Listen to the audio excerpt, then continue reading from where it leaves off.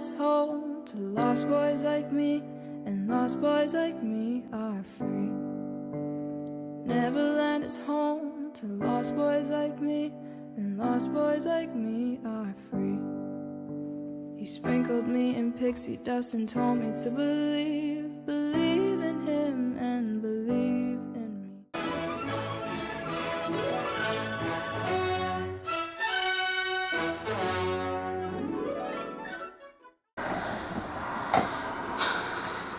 This is gonna be really hard.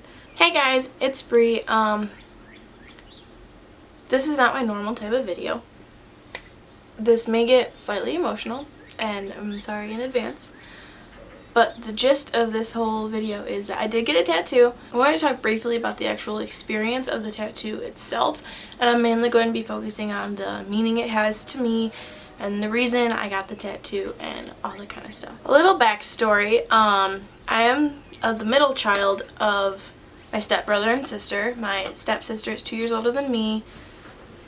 I'm 20, and my little brother is 18. I've never come out and told this story before to the generalized public like this. This is something only really like my close friends and my family knows. I mean, everybody knows now, but that doesn't make it easier to talk about. So, briefly talking about the tattoo itself, I got 2 stars behind my ear. I'll insert a better picture if you can't see it that well. I think they're healing nicely, a little itchy.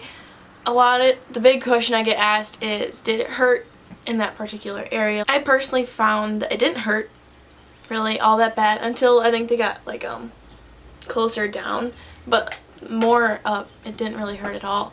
And I was terrified because that was my first tattoo, so I was like, oh my god, this is really gonna hurt. I was like terrified.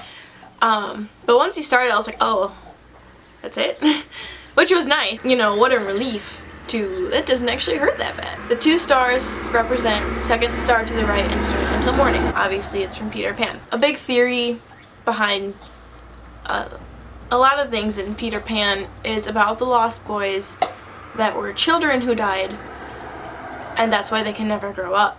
And Neverland is in a sense kind of like heaven. My little brother was a construction worker. He wanted to work on bridges. That's what he wanted to do. This is what he wanted. 2 weeks into the job, I got a phone call from my mom saying that he had been in a really bad accident at work. Now being naturally kind of emotional anyway, I freaked out. Now he lives in a state away than I do. The original plan when this all happened, it happened very fast. I was going to go with my dad to the other state. I'm not going to get super detailed. I'm not going to mention any company names or actual states and all that kind of stuff. But we were going to drive the like 6-7 hours to get to where he was, you know, check on him, make sure he was okay. We thought he had lost a limb. Very big deal anyway. I was in hysterics, basically, that he was even injured. I was packing my suitcase because obviously I thought we were going to stay a night or 2.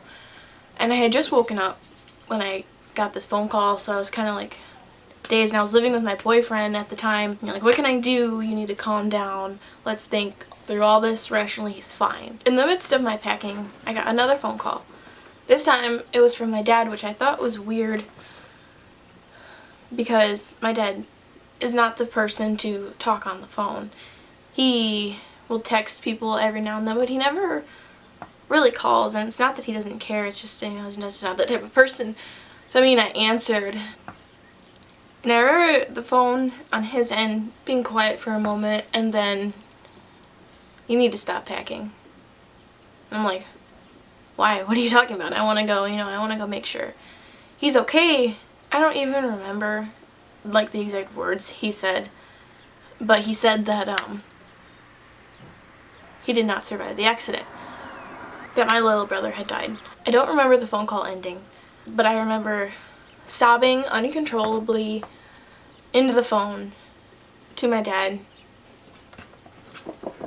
I don't think I said anything really, except like, no, that's not true.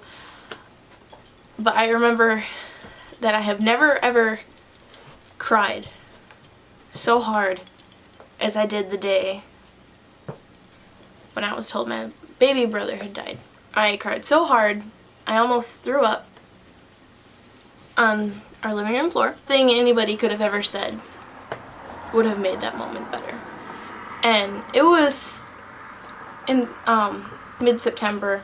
Like I said, I'm not going to get into super details and all this kind of exact dates and times and stuff, but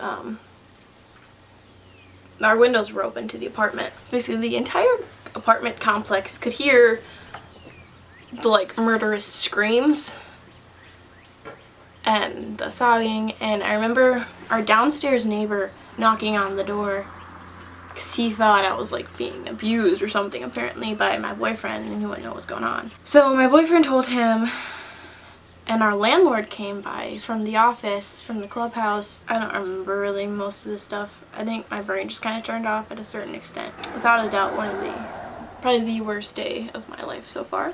The rest of the day was kind of a blur. I remember my boyfriend drove me to my parents' house, and it was a mess. The funeral and the wake was again following the worst days of my entire life. You try to mentally prepare yourself to say goodbye, but it's almost, it doesn't matter how prepared you think you are. It was an open casket funeral, and nothing could have prepared me for seeing my brother like that. To try and talk to him and not get any answers back killed me. It was not him. It was not the lively little boy that I grew up with, and it was very hard. We were the very first ones to arrive at the wake that day. We were supposed to have alone time with him before, everybody else showed up. So we were there early. One of the last people to leave. So we were there literally like 7 hours, and I don't think there was a time when I was there that I was not crying. I was in hysterics for 7 hours. I almost threw up on the side of the road on the way back to the hotel from the wake. I couldn't handle what was going on, and I did not want what was going on to be going on. The funeral, same way. I was unconsolable.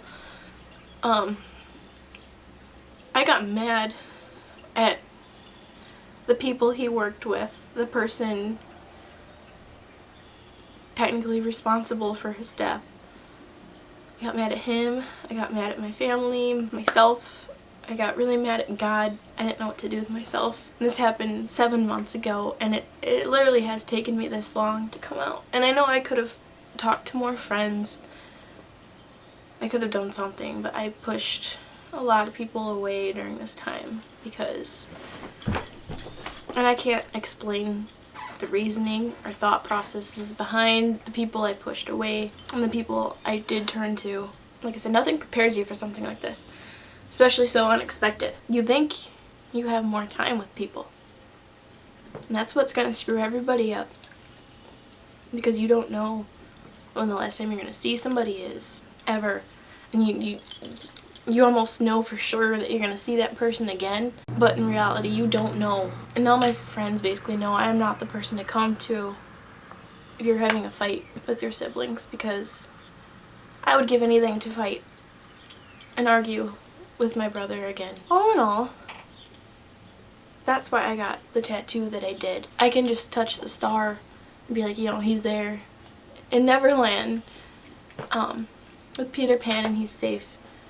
And I'm a Christian. I believe that he is with God, and he is in a much better place than obviously anything here on earth could give him. But this was a kind of nice way, just for me personally, to have something physical to still hold on to that was very close to me. And some people argue like, well, it's meant for kids. He was 18 when this happened, but still technically a kid to me. I mean, I'm 20. I'm obviously not much older. The bulk of the memories I have of him are as a child. So that's second star to the right. That's where I'll always find him. Thank you for watching if you've made it this far. If this is the video you thought it was going to be or not, now you know sometimes tattoos are more than just what they appear to be. I'll see you guys in my next video.